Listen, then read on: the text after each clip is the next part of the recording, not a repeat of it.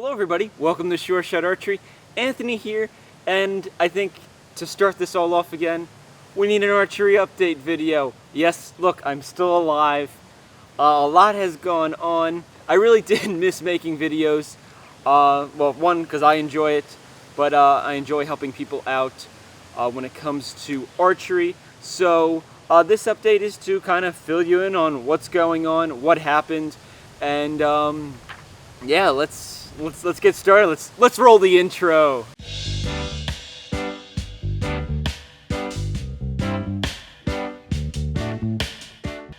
Alright, so what have I been up to? Well, I got a whole sheet here to make sure that I cover as much of it as possible. We have kind of two big things. First, number one, the most important in a sense, besides you guys, is the fact that the camera you're watching me on actually broke. It was tragic, it was sad.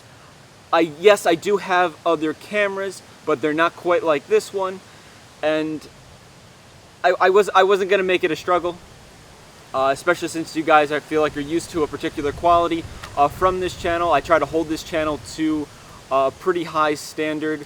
You know, could I film it with my phone or some of the more very portable cameras? Yes, but I like using this higher end camera because I can, you know, try to produce the best quality archery content possible. And well, I was waiting for parts from Canon. It was a whole adventure with that. Thought we ordered the correct piece. We made mistakes. Canon made mistakes. Really, Canon made mistakes. So I ended up having to wait for a piece to come all the way from California. But that was ordered in like the middle of the week. So it took a week and a half for that to get here alone. Complete adventure. I actually just fixed the camera with that part the other day. So it's not even like I've been sitting on this for a while. Next up, and also very important, but less related to the actual filming of videos, sorta. The house needed a new roof, so that's kind of important. You need a roof on your house, and ours was coming due, so we had to get that replaced. That is still an ongoing adventure. We had 7 roofers here at one point, and with people walking all over the property and with the camera down, it's not safe to try to shoot 70 meters and the arrows are flying by. Like, it's not responsible, it's not safe. So I really didn't get a chance to shoot from that far away. I've shot about 20 meters, so I have been testing out some products, but to get the best feel for a lot of things, I really like shooting them at 70 meters. That's an Olympic distance, and it's really what I like to, you know, focus on my tests. Like, I want all my tests to start at 70, unless it's something that is more geared for indoors. Then 18 meters is fine.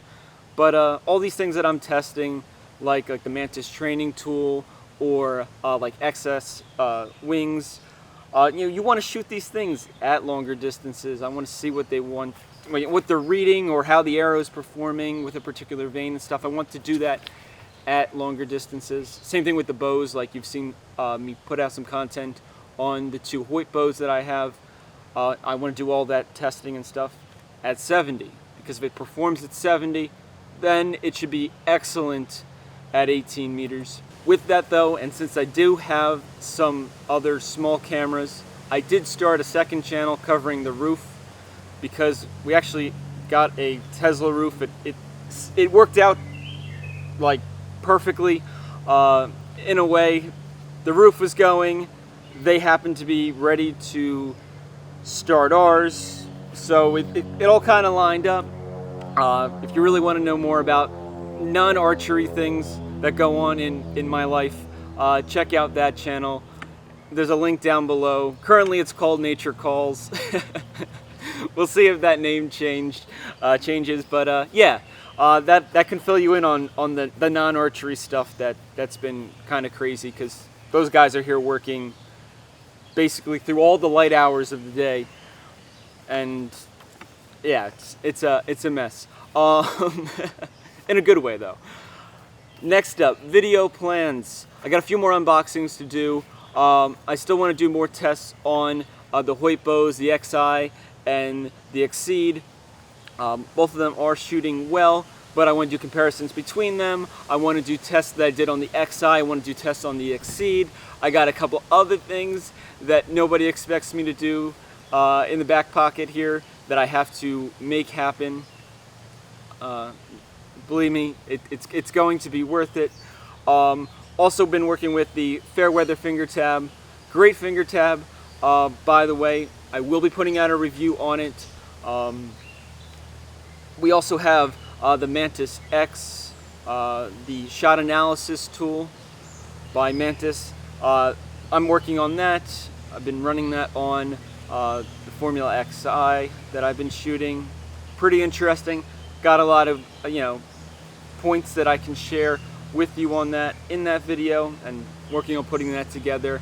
And we're also going to be testing out some XS wings, and so far they're pretty neat. I like the variety of colors. You get metallic, you get just your regular standard non-metallic colors. You can change vein length and vein height.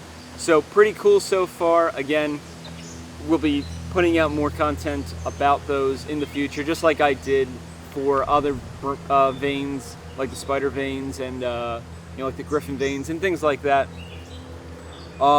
Next up is tournaments. I personally am signed up for USA Archery Nationals in Virginia. I'll be driving down to that from New Jersey here. That's going to be an interesting event because it's kind of the new start off of the season. We're going to start the outdoor season with Nationals and a plane. And now that the plane is mostly gone by, where were we? Oh, Nationals, Virginia. Interesting and kind of comical that it's outdoor Nationals and it's the start of the season. I don't know. I'm entertained by that. Of course, the circumstances are tough, especially since they capped the tournament to only a couple hundred archers. So I got in. Feel bad for people that didn't because I believe it's sold out. It'll be interesting to find hotels and stuff because I think Airbnbs are probably out of the picture right now.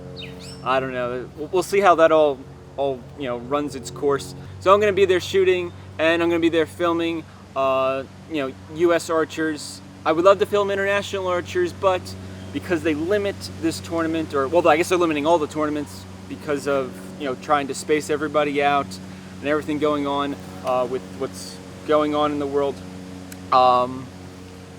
There won't be any international shooters, which is a bummer, but I guess we got to do what we got to do.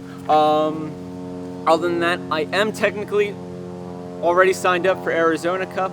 I registered pre all the the event that's going on globally. I signed up before that, and then Arizona Cup got canceled. So I should be pre-registered for Arizona Cup when it gets restarted. Hopefully it gets restarted this year. That'll be interesting because I did pay them and I didn't ask for a refund because they wanted to take like 5% of the money, or maybe it was even more than that. And I thought that was ridiculous. So technically I am signed up for Arizona Cup, but we'll see how that pans out. If that turns it into a real fiasco, I'll make a video on it, possibly just for, future knowledge if events like this happen to occur again. And other than that, I think that's the archery update. I hope you enjoyed this update. I really, appreciate everybody checking out this video and supporting the channel. It means a lot to me, and I'm always trying my best to try to promote archery and, keep everything going forward and sending the shots down range. So thank you for watching. Please like and subscribe. And as always, happy shooting.